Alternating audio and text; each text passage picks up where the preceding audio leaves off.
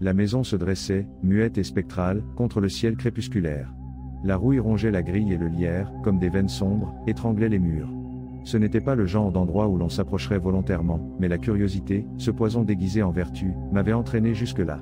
Je suivais les rumeurs depuis des mois.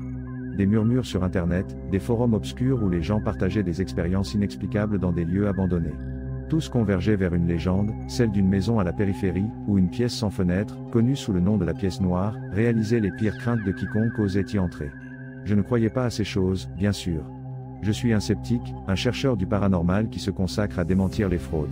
Mais quelque chose dans l'insistance et la viscéralité des témoignages avait piqué ma curiosité. J'avais besoin de voir de mes propres yeux. J'ai forcé la grille rouillée et je suis entré dans le jardin, couvert de mauvaises herbes et parsemé d'ombres grotesques. Le silence était dense, oppressant, rompu seulement par le craquement des feuilles sèches sous mes pieds. La porte principale céda avec un gémissement plaintif, révélant un intérieur encore plus sombre. L'air était chargé de poussière et d'une odeur nauséabonde, un mélange d'humidité et de décomposition. Des toiles d'araignées pendaient comme des suaires, piégeant la faible lumière qui filtrait à travers les fenêtres murées. J'ai parcouru les pièces, chacune plus désolée que la précédente.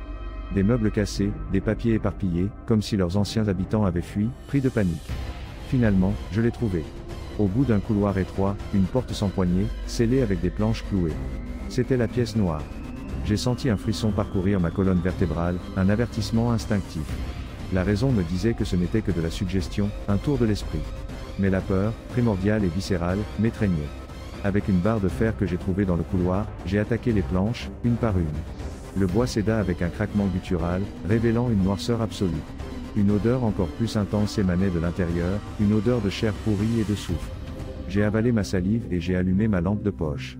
La lumière dansa dans l'obscurité, révélant des murs nus, sans fenêtres, et un sol couvert de poussière et d'étranges marques. C'était un espace petit, claustrophobe, mais ce qui glaçait vraiment le sang, c'était l'atmosphère. Une sensation palpable de mal, comme si l'endroit était vivant et respirait. J'ai fait un pas à l'intérieur. Immédiatement, la température a chuté drastiquement. La lumière de ma lampe de poche a clignoté, menaçant de s'éteindre. J'ai senti une pression dans ma poitrine, comme si quelque chose d'invisible essayait de m'écraser. « Bonjour » dis-je, avec une voix tremblante.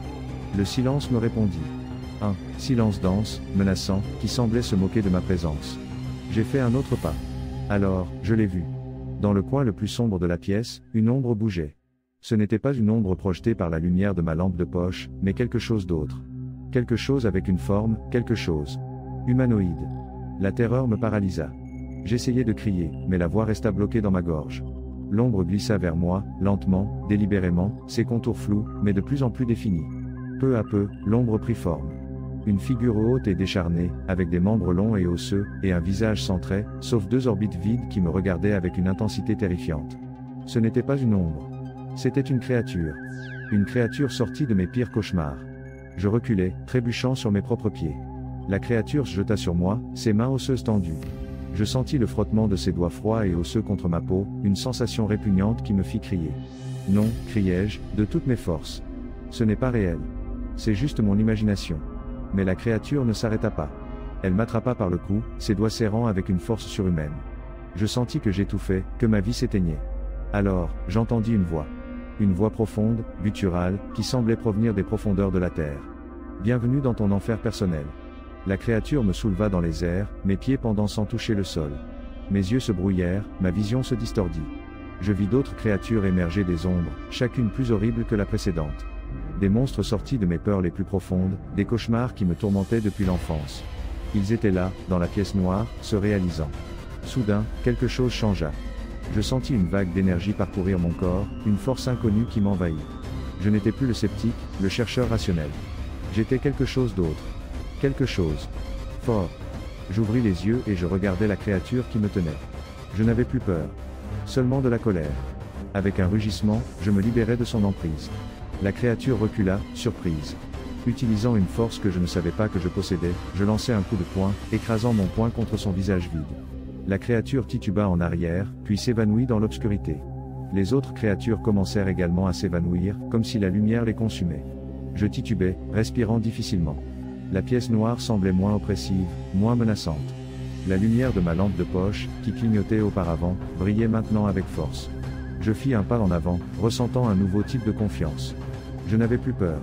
J'avais affronté mes démons et j'avais gagné. Je sortis de la pièce noire, fermant la porte derrière moi. Je clouai les planches de nouveau, avec la détermination de sceller cet endroit pour toujours.